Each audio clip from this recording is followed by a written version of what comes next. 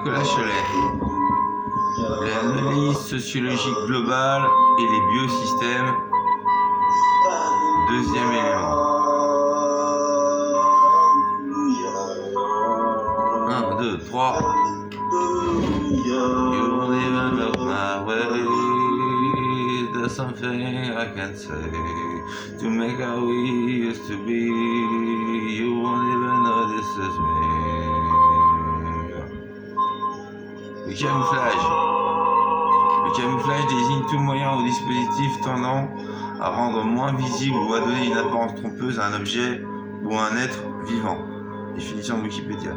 Le mot camouflage a été créé en 1914 dans le jargon militaire français à partir du verbe italien camuffare ayant le même sens. Une autre source, mais très hypothétique, indique que le mot vient du vieux français camouflet qui désigne un nuage de fumée et de poussière. Peut-être quand même une sorte de relation.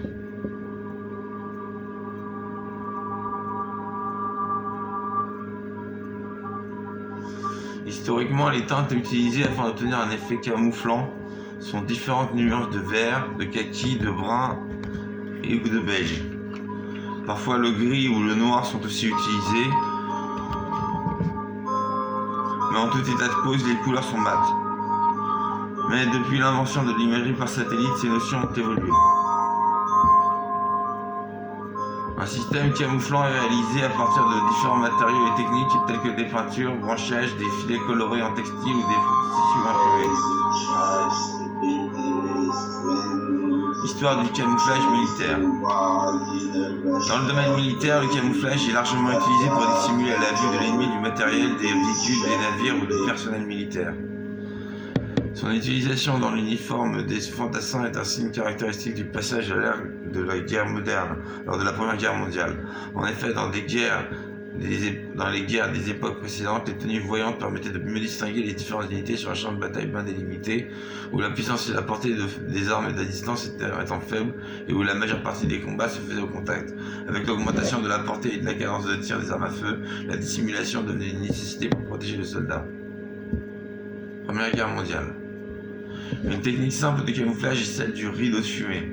Selon la légende de cette photoarchive, il s'agit d'une opération de sauvetage de la Deutsche Heer camouflée par un brouillard artificiel en 1917 sur le front de l'Ouest. Il pourrait aussi s'agir de soldats fuyant un nuage de gaz toxique.